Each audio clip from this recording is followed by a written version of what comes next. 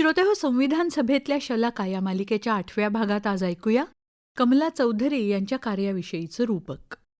लेखन सुरेश सावंत, निवेदन ज्ञानेश्वर नाईक आणि धनश्री जोशी, निर्मिती सहयोग आशिष शेडगे आणि सादरकर्त्या ज्योत्स्ना केतकर. स्त्री शक्तीच्या भूमीमधून प्रसवे मानव जात, तिच्या उन्नतीसाठी श्रमली रात्रंदिन स्त्री जात. अम्मो दुर्गा अशा शलाका स्वातंत्र्यास्तव लढल्या, नारी समता समाजोन्नती या ध्येयास्तव जगल्या. भारताबरोबरच स्वतंत्र झालेल्या भारतीय उपखंडातल्या देशांची अवस्था पाहिली तर भारताच्या राजकीय स्थैर्याचं आश्चर्य वाटतं. भोवतालच्या छोट्या छोट्या देशांमध्येही सलग लोकशाही राजवटी टिकू शकल्या नाहीत. मात्र भारतासारख्या धर्म, भाषा, प्रदेश यांची प्रचंड विविधता असलेल्या देशाची जनता स्वतंत्र झाल्यापासून लोकशाही निवडणुकांतूनच आपलं सरकार निवडते आहे. याचं रहस्य काय?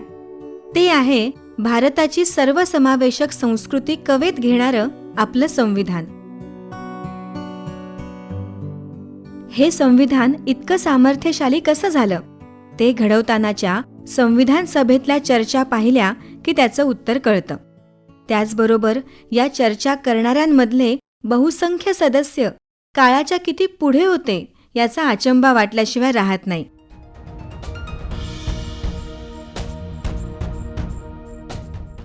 संविधान लिहिलं जात असतानाचा काळ 500 वर्ष आधीचा. त्यावेळची सामाजिक बंधनं, विषमता ही आजच्यापेक्षा तीव्र असणं स्वाभाविक होतं. त्या विषमतांचे भोग भोगलेल्या महिला सदस्य संविधान सभेत किती मूलभूत प्रश्न आणि सूचना करतात हे आपण पाहत आलो आहोत. आपण आतापर्यंत ज्यांचा परिचय करून घेतला त्या सगळ्या महिला विलक्षण निर्भीड आणि बंडखोर आहेत. नवा समाज, नवं कुटुंब, त्यातले नातेसंबंध याचा न्याय्य पाया काय असावा याबद्दलचे या सर्वांचे विचार क्रांतिकारक आहेत. आज ज्यांचा परिचय आपण करून घेणार आहोत त्या कमला चौधरीही अशाच निर्भीड आणि बंडखोर. संविधान सभेतली, विशेषतः हंगामी संसदेत हिंदू कोड बिल मांडल्यावरची त्यांची भाषणं ही स्त्रीवादाची बाजू भक्कमपणे लावून धरणारी आहेत. राजकारणी, कार्यकर्त्या आणि तेवढ्याच सशक्त आणि प्रतिभावान लेखिका असलेल्या कमला चौधरी यांचा जन्म 22 फेब्रुवारी 1908 रोजी लखनौ इथे एका संपन्न घरात झाला. त्यांचे वडील राय मनमोहन दयाल हे ब्रिटिश सरकारमध्ये उपजिल्हाधिकारी होते. वरच्या पदावरच्या सरकारी नोकरीमुळे कमलाच्या वडिलांच्या बदल्या होत असत. त्यामुळे वेगवेगळी ठिकाणं, तिथले रीतिरिवाज, तिथलं राजकीय आणि सांस्कृतिक जीवन याचं वैविध्य कमलाला अनुभवता आलं. 1923 मध्ये 15 वर्ष वय असताना कमलाचं मिरजच्या डॉक्टर J.M. चौधरी यांच्याशी लग्न झालं. भोवतालच्या राजकीय घडामोडींचा कमलावर परिणाम होत होता. ब्रिटिश विरोधी मतं तयार होत होती. वडील होते ब्रिटिश धार्जिणे. सरकारी अधिकारी म्हणून तसं असणं त्यांना भाग होतं. देशाच्या स्वातंत्र्याच्या बाजूनं उभं राहिल्यावर वडिलांशी, कुटुंबाशी कमलाला झगडा द्यावा लागला. मात्र नवऱ्याला त्यांनी आपल्या बाजूला वळवलं होतं. तो कमला चौधरींचा ठाम पाठीराखा झाला.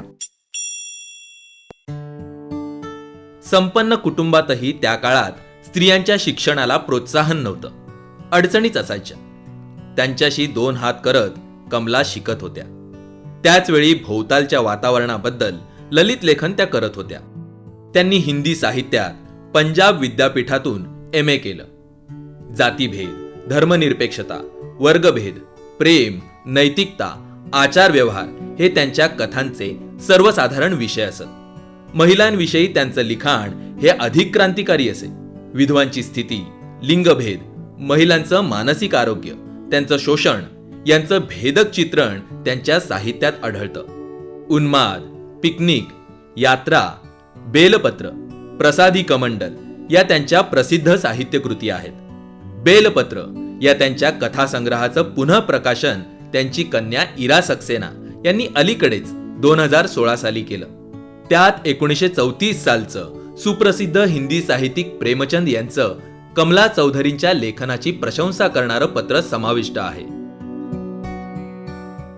ज्या काळात मानसिक आरोग्य ही सार्वजनिक चर्चा विश्वात अगदी दुर्मिळ बाब होती, त्यास काळिमा मानलं जाई, त्यावेळी कमला चौधरींनी आपल्या साहित्यातून त्याला वाचा फोडली. साधना का उन्माद या कथेत विवाह संबंधात नाखुश असलेल्या एकाकी महिलेच्या खालावत जाणाऱ्या मानसिक आरोग्याचं चित्रण आहे. स्त्रियांच्या मानसिक आरोग्याचा प्रश्न इतरही अनेक कथांमधून त्यांनी मांडला आहे. 1930 साली वयाच्या 28व्या वर्षी कमला चौधरी सक्रिय राजकारणात उतरल्या. महिला चरखा संघाच्या त्या सचिव झाल्या. चरख्यावर सूत कातण्याचा गांधीवादी उपक्रम हा संघ चालवे. कमला चौधरी महात्मा गांधींच्या निष्ठावंत अनुयायी होत्या. आता त्यांनी देशाच्या स्वातंत्र्याला वाहून घेतलं. थोड्याच काळात जोर पकडलेल्या सविनय कायदेभंगाच्या आंदोलनाशी त्या जोडल्या गेल्या. परिणामी अनेकदा त्यांना तुरुंगवास पत्करावा लागला. काँग्रेस पक्षाच्या संघटनात्मक रचनेत त्या एक एक पायरी चढत गेल्या. सुरुवातीला शहर काँग्रेस समितीवर त्या निवडल्या गेल्या, नंतर जिल्हा समिती, त्यानंतर प्रांतिक समिती. 1946च्या अखिल भारतीय काँग्रेस समितीच्या 54व्या सत्राच्या त्या ज्येष्ठ उपाध्यक्ष म्हणून निवडल्या गेल्या.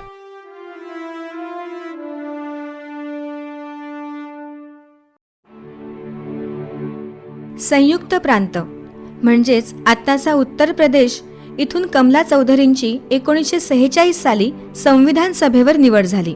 संविधान सभा संविधानाच्या मसुद्यावर एकीकडे चर्चा करत असताना ती कायदे मंडळ म्हणूनही काम करत होती. कारण भारत स्वतंत्र झाला तरी सार्वत्रिक निवडणूक होऊन लोकसभा अस्तित्वात यायला अजून अवकाश होता. तोवर संविधान सभाच हंगामी संसद होती. हिंदू कोड बिलाची चर्चा कायदे मंडळ म्हणून काम करणाऱ्या संविधान सभेत चालली. हिंदू कोड बिलाच्या कमला चौधरी कट्टर समर्थक होत्या. स्त्रियांच्या समस्यांवरचा आणि भारतीय समाजाच्या प्रगतीसाठीचा तो जालिम उपाय आहे असं त्यांचं मत होतं. बहुपत्नीत्वाच्या विरोधातल्या तरतुदीविषयी बोलताना त्या म्हणतात, पहिली बायको असताना नवऱ्याला 1, 2, 3 किंवा 4 लग्नांची परवानगी असणं हा त्या पहिल्या बायकोवर घोर अन्याय आहे. अनेक बायका करण्याची ही रूढी स्त्रियांना भयंकर वेदना देणारी आहे. आपल्याला सवत असणं यापेक्षा अधिक त्रासदायक बाब स्त्रियांच्या आयुष्यात दुसरी नाही. हिंदू कोड बिलातल्या घटस्फोटाच्या अधिकारावर संविधान सभेत अनेक सदस्य तुटून पडले. घटस्फोट ही पाश्चात्य रीत असून आपली कुटुंब व्यवस्था त्यामुळे मोडून पडेल अशी भीती त्यांनी व्यक्त केली. कमला चौधरींच्या मते ही चिंता बिनबुडाची आहे. त्या म्हणतात, घटस्फोट ही भारतात नवी गोष्ट नाही. आपल्या पवित्र ग्रंथांनी त्यास मान्यता दिली आहे. कोणत्या स्थितीत काय प्रकारे विभक्त व्हावं हे आपल्या शास्त्रात नोंदवलेलं आहे. घटस्फोट ही बाब आपल्या धर्म आणि संस्कृतीला घातक असल्याचा प्रचार करणाऱ्यांना त्या असं न करण्याची विनंती करतात. त्यामुळे लोकांची मनं भडकतात, कलुषित होतात हे सांगून अशा धर्मभावना भडकण्यातूनच आपल्या राष्ट्रपित्याचा महात्मा गांधींचा खून झाला हे वास्तव न विसरण्याचं आवाहन त्या करतात. परिस्थितीवश विभक्त होणं भागच पडलं तर त्याबाबतचा कायदेशीर अधिकार हा स्त्रियांकडेच हवा असंही त्या म्हणतात. मुलीला मुलांच्या बरोबरीनं वारसा हक्क देणाऱ्या हिंदू कोड बिलातील तरतुदीलाही पाश्चात्य संस्कृती म्हणून हिणवलं गेलं. हे खरं नसल्याचं कमला म्हणतात. हा मुद्दा खोडून काढताना आपल्या वाङ्मयातले दाखले त्या देतात, खास करून लोकसंगीतातले, विशेषतः लग्नावेळच्या गाण्यांतले. ही गाणी आपल्या आज्यापणज्यांच्या वेळेपासून आहेत. त्यात पाश्चात्य संस्कृतीचा मागमूस असणं शक्यच नाही. कमला म्हणतात, मुलींना बापाच्या संपत्तीत अधिकार नाकारणं हे अन्यायकारक आहे. पित्याच्या संपत्तीत मुलींना वारसा हक्क मिळणं हे कालसुसंगत असून आपल्या श्रद्धा आणि संस्कृतीशी अनुरूपच आहे. आपण उदार अंतःकरणानं हे समजून घ्यायला हवं. त्या पुढे म्हणतात, निसर्गानं घडवलेली मुलगी आणि मुलगा आई-वडिलांच्या नजरेतून सारखेच असतात. मग केवळ मुलाला पित्याच्या संपत्तीत हिस्सा मिळणार आणि मुलीला नाही, हे कसं काय? कमलासारख्या इतरही अनेकांनी हिंदू कोड बिलाचं समर्थन केलं तरी सहमती होऊ शकली नाही. हे सभागृह काही जनतेनं निवडलेली लोकसभा नाही, तिला असा कायदा करण्याचा अधिकारच नाही, अशी ही कारणं पुढे करून हे बिल थोपवण्यात आलं. याच्या निषेधार्थ डॉक्टर आंबेडकरांनी मंत्रिपदाचा राजीनामा दिला.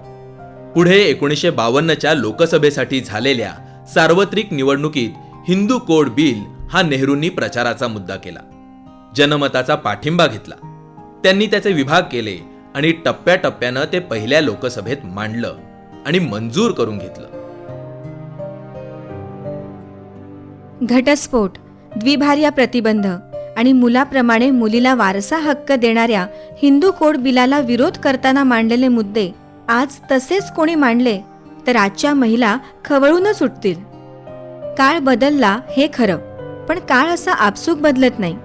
डॉक्टर आंबेडकर, नेहरू, कमला चौधरी आणि बाकी संविधान सभेतल्या महिला सदस्य तसेच इतरही पाठिंबा देणाऱ्या लोकांच्या हस्तक्षेपामुळे काळ बदलला आहे. म्हणूनच आपण त्या सगळ्यांच्या प्रती कृतज्ञ राहायला हवं. कमला चौधरी 1952 पर्यंत हंगामी संसदेच्या सदस्य राहिल्या. त्यानंतर त्यांनी ग्रामीण भागातील मुलींच्या शिक्षणासाठी काम केलं. 1962 साली त्यांनी उत्तर प्रदेशातल्या हापूड मतदारसंघातून काँग्रेसच्या तिकिटावर लोकसभेची निवडणूक लढवली. मतांच्या मोठ्या फरकानं त्या ही निवडणूक जिंकल्या. मुली आर्थिकदृष्ट्या स्वावलंबी व्हाव्यात म्हणून शिक्षणाबरोबरच रोजगाराची काही कौशल्ये त्यांना मिळावीत यासाठी कमला प्रयत्नशील राहिल्या. उदाहरणार्थ शिवणकाम, विणकाम, मातीच्या वस्तू बनवणं वगैरे. अन्य ग्रामीण उद्योगांचंही प्रशिक्षण त्यांना मिळावं यासाठी त्यांनी खटपट केली. उत्तम लेखिका, आधुनिक प्रगत विचारांच्या पुरस्कर्त्या, संविधान सभेच्या सदस्य तसेच खासदारकीसारख्या मोठ्या पदावर राहिलेल्या कमला चौधरींच्या जीवन कार्याविषयी खूप कमी तपशील उपलब्ध आहे. त्यांचं 1970 साली निधन झालं. त्यांच्या कन्या इरा यांनी आपल्या आईविषयी लिहिलं आहे. त्यात त्या म्हणतात, माझ्या आईच्या आठवणीनं माझा ऊर भरून येतो. ती स्वातंत्र्य सैनिक होती, कवयित्री होती, लेखिका होती. आधी संविधान सभेवर आणि नंतर लोकसभेवर निवडून आली होती. तिनं गांधीजींचे विचार अनुसरले. ती निष्ठावंत सत्याग्रही होती. फाळणीच्या पार्श्वभूमीवर शांतता राखण्यासाठी तिनं प्रयत्न केले. तिनं लिहिलेल्या स्वातंत्र्याच्या कथांमधून त्या प्रचंड उलथापालथीच्या काळाबद्दल जे कळलं त्यातून माझ्या मनात जिज्ञासा जागृत झाली. स्वातंत्र्यासाठीचा त्याग आणि निर्धार समजून घेता आला. भारतीय समाजाला एक नवी दिशा देण्यात कमला चौधरी यांचं महत्त्वाचं योगदान आहे. येणाऱ्या पिढ्यांसाठी त्या सतत प्रेरणा देत राहतील. अम्मो दुर्गा अशा शलाका स्वातंत्र्यास्तव लढल्या. नारी समता समाजोन्नती या ध्येयास्तव जगल्या. स्मरणतयांचे देईल ऊर्जा पेलाया आव्हाने. नव्या युगाच्या नव्या पथावर चालाया निष्ठेने. संविधान सभेतल्या शलाका या मालिकेच्या 8व्या भागामध्ये आज आपण ऐकलं कमला चौधरी यांच्या कार्याविषयीचं रूपक. लेखन सुरेश सावंत, निवेदन ज्ञानेश्वर नाईक आणि धनश्री जोशी. शीर्षक गीत आसावरी काकडे. शीर्षक गीताचं संगीत सोमेश नार्वेकर. ध्वनिप्रभाव परीक्षित भातखंडे. निर्मिती सहयोग आशिष शेडगे आणि सादरकर्त्या होत्या ज्योत्स्ना केतकर. ही आकाशवाणी मुंबई केंद्राची निर्मिती होती.